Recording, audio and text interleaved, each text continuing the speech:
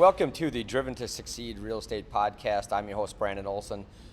Brett LaCoy is the co-host today. And Brett, we've talked of numerous things over the last few months, subjects. Lots. I think we've hit on credit a little bit, but today we are going to do a little bit of a deep dive on We're credit. going to do a little bit more of a deeper dive into it, kind of get some of those things that you might not necessarily read online, but kind of it's a big deal when you're applying for a mortgage.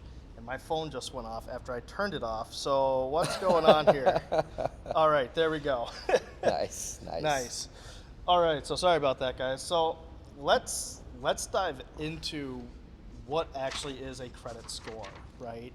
Credit score is just a representation based off of a bunch of matrices that kind of compile to give you that score. And those metrics... Your ability to repay Yes. debt. Yes, and it's based off of a lot of different things. Right. Those metrics are you on time with your payments? Do you have any lates? Events, bankruptcies, repossessions, foreclosure, Right. all of those things like that. And while it might compile a score, the other things that go on your credit report matter too, Right. right? So in an example, I know a guy that had a credit score in the mid 670s, right? And the reason because of this was there's a lot of lates on there from his life way in the past, but there was really not a good way. There was not a way for us to move his score up. There was collections that had all been paid off, all were zeroed out, Right. but they were still on there, right? So what he tried to do is he tried to get those collections removed. And what happened was his score went up 1 point. But what happened is that then when he was getting those removed, those companies actually reported all of the lates that had happened. Right. They hadn't been reporting on all the lates. But now they reported on all the lates. His score went up 1 point, but his ability to borrow went down. Right. Because it showed a bunch of late payments. He showed way more late payments than what was originally on the credit Right. report. So, in a nutshell, when you have collections, it's not always the greatest thing to try to get them removed at a certain point, right? No. If they were paid at zero, right? They were paid at zero. They were right. done. Like there was nothing else that he owed on there. I mean, there was literally nothing to do but try and get those collections off. But when he did that, it updated all those lates, and those lates actually have a very large impact. And these were all back in like 2019 when we did this. This was 2022. Right. So I mean, 2 years. Right.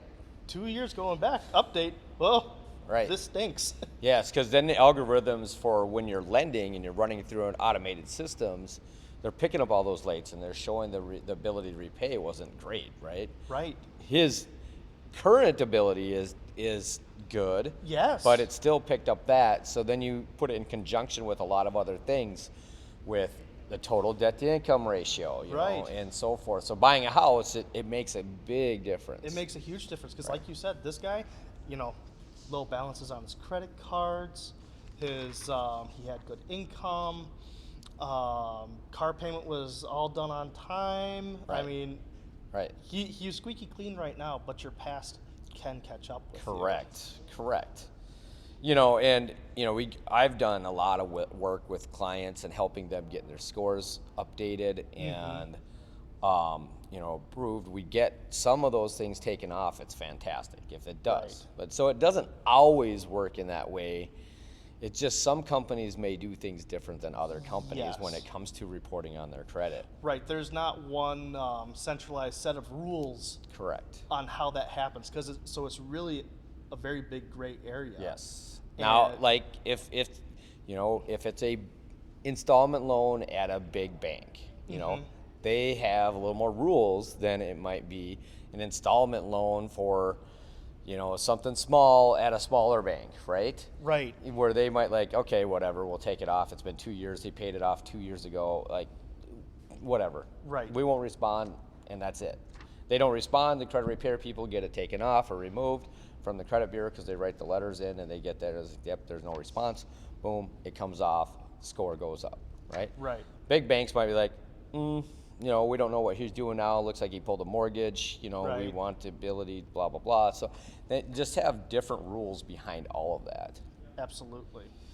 Absolutely. And I guess the main point of that little segment on this is what has happened in your past, sometimes it just takes time. Right. Sometimes Yes. it just takes time. Right. You won't know that until you talk to one of us, Right. you know, until we've been able to take a look at your credit report, see everything that's on there. Yep. And it's important. And one of the other big things that is coming up right now, back in 2022, you know, what we actually saw was one of the largest amount of car repossessions. Because hey, you're in the market for a car, well, shucks, buying a brand new car costs you maybe $6 or $7 more grand, or maybe even $2 or $3 grand than a used car. So Right. why not get the new one? But you're still spending a lot, and those car payments have gone. What was the average? It was Back just in like the day. seven. I mean, back in the day, Back it was in like the day. 457, right? Just a few 457. years ago, right? And then Right. now they're like 700s, 700. 800s. That's huge. Right. The cost. That's huge. Mhm. It's one of those things when you're reevaluating, you know, okay, what do I want to do? Do I want to go out and get a house, or do I want to get a car? You know, it's something that you really want to think about before. If you have some cash, maybe it's better to go buy something that you can ride for another few years, that, you know, isn't brand new, that doesn't have all the bells and whistles. You know, go pay cash for it, ride that out, keep your credit squeaky clean, get the house, and then, you know, maybe sell the car. And then you can go and you can go get a new one then. Right. Right. At that point, you know, I've seen too many times where people come in and they have like 2 car payments. Oh yeah. And it's just, and they're enormous. And it's like, well, you know, we really don't qualify for much house. No. And, you know, the prices of homes have gone up, the interest rates have gone up. So, you know, it's, you know, I've seen people where they had to literally go down to, you know, one car because they had $1,200 in car payments. Which is a lot. Right. I mean, that's a lot. Right. You And know, it definitely eats into your debt to income ratio. Absolutely. So let's talk about, like, you know, with a mortgage and bankruptcies. Mm-hmm. So can you get a mortgage if you had a bankruptcy in the past? Yes, absolutely. Absolutely. It's going to depend on the loan program, and it's going to depend on how much time has passed. Correct. Right. Right. FHA, you know, being the one that a lot of people will qualify for is 2 2 years. years. 2 Yep. years. Conventional is 4. Fannie Mae and Freddie is 4. Right. Yep. So those are your 3 most basic loan types that, you know, you have to get, that generally most people will get into. But yeah, you have 2-year and a 4-year. Now, what happens if you've had a foreclosure in your past? If you've had a foreclosure, and for conventional it's 7 years. Right. And then FHA, I want to say 4. it's 4. Yes. Yeah. What if you've had a foreclosure and a bankruptcy at the same time? At the same time, I have not. Well, then you would go from the foreclosure date. You go from the bankruptcy date. You go from the Technically. bankruptcy So date. FHA will allow you, if it's a bankruptcy and foreclosure at the same time, and you've since repaired your credit, and now your credit worthiness is up and your debt to income is in line, it'll actually go from your bankruptcy date. Right. So you don't have to wait the 4 years, you only have to wait the 2. You only have to wait the 2. In that 2 years, though, it is very important that you are getting the help you need to get that credit up, because that is still going to be on your credit report, and you're going to need to do everything right to get it up to that qualifying score. So, you know, we went through COVID, and right away, they wanted to help people hold on to their properties, hold Sure. on to their cars, Yep. you know, if they weren't working. So they like instantly just said, hey, everybody that owns a house, if you want to go in forbearance, you can go in forbearance. So some companies are just literally calling people, hey, you want to go to forbearance? And I feel like that was some really, that was some gray area of sketchiness. It was some gray area of sketchiness, because, I mean, 70% of the workforce was essential, right? Right. You know, most people actually kept working. A lot of folks, you know, in the restaurant biz definitely were not working. Right. But a lot of other people were. And so I don't know that. But who so we let's needed that. talk about forbearance. What does forbearance mean? Forbearance literally means you do not have to make your pay. You sign an agreement. You don't have to make a payment for, say, 3 months or maybe 6 months, whatever the agreement becomes, right? Right. What happened to all those payments? Well, they definitely weren't forgiven. Right. So they're not, what a lot of people just really didn't understand is like at the end of the forbearance period, you have to pay all those payments to get caught up, and you weren't penalized for that if you made those payments. What if you took a 6-month forbearance and your payment was $2,000? So that's what, $24,000? Well, Right? 6 months. 6 to 12,000. 12 grand. 12,000. Regardless, math, yeah, $12,000. So what happened is some people took that money, like I don't have to make my house payment, and they spent it other ways, right? Right. And then all of a sudden, hey, at the end of the 6 months, or maybe they did lose. Let's give a little more credit to The where folks they that did lost lose their their job or they weren't making, whatever reason. Well, let's not get into they were getting paid extra to stay at home anyway, but Right.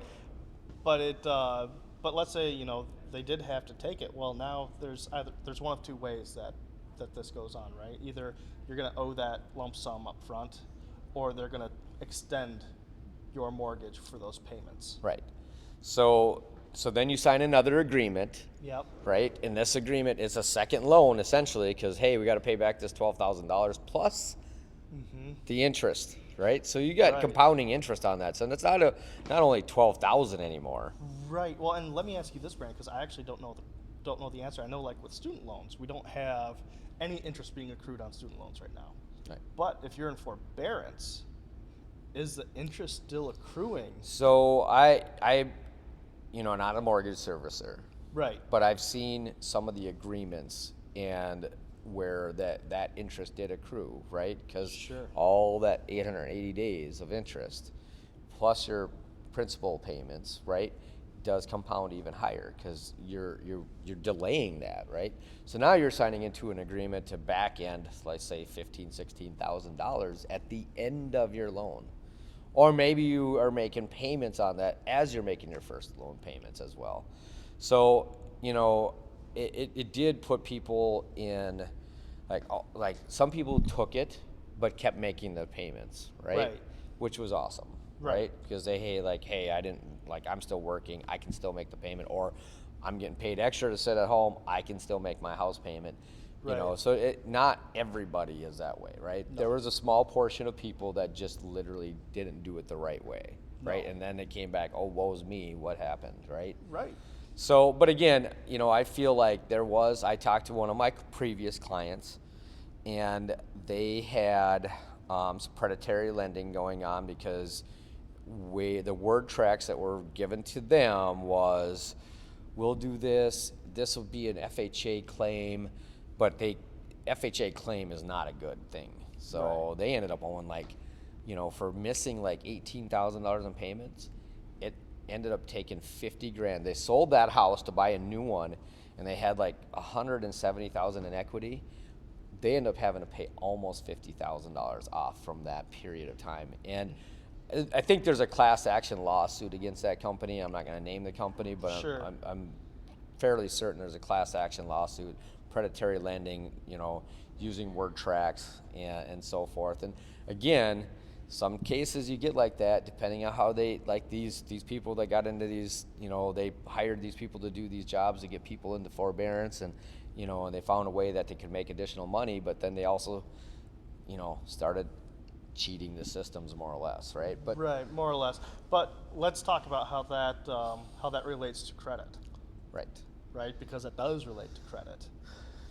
Because Right. they did show they missed some payments. Now, would- forbearance doesn't show you missed payments, but it will say your forbearance is on credit. Correct. So, what does that mean if, let's say, you're taking this forbearance and, well, back in the day, like rates were really low. Maybe you had a 5% interest rate on your mortgage, and you're like, well, I took this forbearance, but now I'd like to get that sweet 2% interest rate. What happens then? Well, so there's two things that could happen, right? So if it says forbearance on the credit report, you would have to go and if they were truly in forbearance, now they would have to start making payments, and they would have to make 3 payments each, 1 payment a month for 90 days. They can't pay all 3 of them at one time to get out of Right. it. You'd have to literally have a 90-day wait and show that those repayments have been made. There's other cases where they took the forbearance, it showed it on the credit report, but they were making the payments. So then we could get a letter from the mortgage servicer saying, here's the payments they've made, they've never missed a beat, and then you could pass through underwriting, right? Right.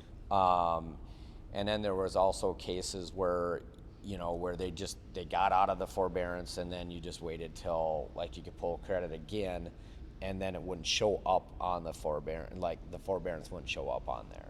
So there's a few different rules that took place with that, and now we don't really have to worry about a ton. We don't have to worry about it as much, right? No. I mean, we're kind of past those days. But let's talk about disputing events on your credit. What does that happen? What happens then when you have a loan? So you're trying to get a loan. Yeah, when you're trying to get a loan, it's going to show up on your credit report that you're disputing something. Right. So that thing maybe should or shouldn't belong on your credit report. Nobody knows until it's been disputed, right? Right. So the mortgage company takes a look at that and says, well, that needs to be disputed, or that needs to be settled. That needs to be settled so that we know what your debt to income ratio would be. Right. Because that's very important in any loan program that you have. Right, because you're disputing it. Because what happens is when you dispute credit, it actually takes that trade line out of the algorithm. Right. And if there's a balance on it, if it's a collection and it's a disputed collection, now you have to remove that dispute and repull credit. Mm-hmm. What happens then? That collection now shows up and your credit goes down, right? Right.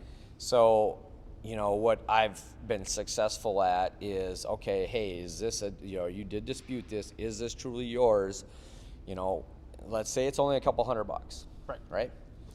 And, well, no, I didn't agree with what they were doing. I should have only owed this. And many explanations, right? Okay, if we take the dispute language off, mm-hmm. your score may drop a lot. Now you don't qualify anymore. Right. Can you pay this off in full or? Sorry about that, guys. We got some construction going on. Yep. Cameron, can we hear that pretty clearly? There, you can hear that one. Yeah, I can hear that one. Anyway, apologize. Anyway, so if you dispute that, instead of disputing it and you just say, hey, I'm buying a house, I need to pay this $200 off, mm-hmm. and you just pay it off, and we get paid in full, showing where the payment came from your account, get a paid in full letter. Now there's a zero balance on it. We can get that updated. That dispute's still on there, but it's a $0 dispute. Now it doesn't affect us on underwriting. Yep. I actually have it's a sad story, but I think this is actually something. Guys, when you are going to get in and get pre-approved, most of my friends, myself included, I have had disputes with like my cell phone company. Right? Or some other vendor that I use, maybe it's Comcast, maybe it's something like that. Maybe they say that I owe them money, mm-hmm. right? But it hasn't actually gone to collections yet. Right. What can happen, because this happened to a client of mine, is that we got under contract, we had everything going, we start monitoring her credit report because we have to, it's the UDN. Well, guess what? They got a notification that there was a UDN that got pinged. So the creditor mm-hmm. that was holding onto this collection, and they've been known to do this now. Yep. Over the last few years, they're like, hey, guess what? They just pulled credit on a mortgage. Guess what we're gonna do? Boom. We're gonna submit that collection now, and what does that force them to do? You gotta pay the collection, because now they're over the barrel, right? Yep. So what are we trying to say? If you have this going and you're going to buy a house, you might as well as long as it's not like something crazy, you might as well just go ahead, call them, get this thing taken care of, because like, what did this cost her? Oh, this cost her a lot. Right. This cost her a lot. We went from like a 700 credit score down to low sixes, and the interest rate went. Yeah, the interest rate went through the roof. I mean, almost a whole point. Unfortunately, she was able to buy the house because she's put 20+% down. Yeah, she had a hefty down payment. But if this is somebody that, was like 5% down, 5% down, done. never would get that deal. Or you maybe have to switch different loan programs to get it to go, have to pay the collection off. But yeah, there's a lot that goes into that. So if you're ever in that situation, you're going to buy a house, just make sure you get it paid. Yeah, just make sure that it gets taken care of. Make sure you're letting your loan officer know everything. Like, you know, we're not we don't need to know. Well, we don't need to know the nitty gritty details. We ourselves are not going to be making any claims or filing anything with anybody else on your behalf. We're just concerned about getting you a mortgage. But things like that, we should definitely know about that so we can. Because what happens if you lose that house? Right. You paid for an appraisal. Maybe you lose your earnest money now. Maybe you put $10,000 because earnest money down. It's 5 days before closing and this UDN comes through. We've already done our notification. written statement. Right? I mean, it's bad news. Yes. Now, Brett, what kind of tips and tricks do you have? While you're getting a mortgage first. Yeah, well, while we're getting a mortgage first, let's go through some of the very basic things of credit repair, right? Yep. Now, if you've tried all of this stuff, I highly recommend giving us a call, right? Give us a call so that we can delve into it deeper. But here's one of the big things, right? Number one is if you have a family member or a good friend that knows and trusts you, loves you, an authorized user, right? If they have a card that's been 10 years old, somewhere around there, with a long credit history, has a high borrowing balance, or a high borrowing limit, but a low balance, they can actually put you on that card as an authorized user. And what that does is it shows you have this nice long 10-year credit card history. And it gives that algorithm that bump that you need. Now, does it work for everybody? No, it doesn't. Who doesn't it work for? People with 20, 90-day lates. Well, yeah, and people that have a long history already. Right. So maybe you have 25 trade lines. So a trade line is when we talk about a trade line, say you get an installment loan on a car through Ally Bank. Sure. Right? So that's a trade line. It's going to say you took out the loan, January of 2021. So now you're 12 months into it right now. It's January 2023, actually 2 years into it. Got to get out of 22 mode. You're 2 years into this, so you got 24 payments made, and it was a 60-month term. So now you have 36 payments left. So, and if you had a late in there, it would show a 30-day late. Maybe you had a 60-day late in there, or even a 90. Don't want to go 90 because I think they start reaping. I know they start reaping after 60. But you want to make sure those payments are made on time, because the whole history comes in. It shows all the payments every month that was made, right? Now let's go to a credit card.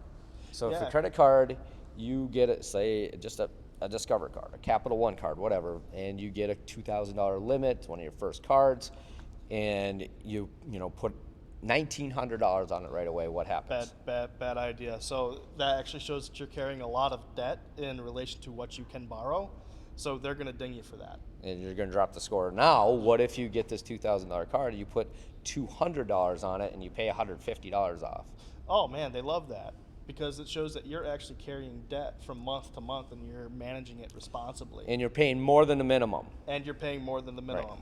You never want to be paying the minimum, but there's certain cutoffs. I mean, if you want to have the absolute best score possible, you keep 1% of the balance on there, wait for that bill to come out, pay it down so that you keep 1%. Yeah, so and when do you make that payment too? So your due date's on the 15th of the month. Mm-hmm. When should you make the payment on your credit card? The due date or the bill date? The due date. The billing statement? The due date. When is the due date? So the due date is the 15th of the month, right? Mm-hmm. So the billing statement's for January. January 15th is the due date. When should you make that payment? I actually don't know the answer to that question. For me, I've always told folks, as soon as you get your billing statement in, pay it down. Well, there you go. Right. But many, many, many people put an auto pay setup on the due date, right? And they pay it off in full. Right. Right? They're like, I don't carry a balance. Well, here's what happens if you do that.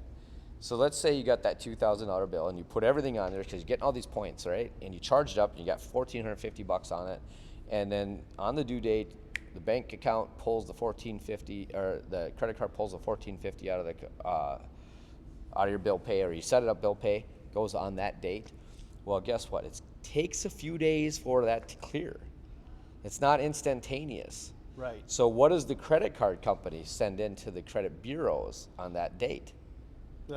Your balance. Yeah. You had a 1450 balance, so it sends that 1450 balance. Now your credit score is that much lower, right? So now, however, let's set it up 3 days in advance.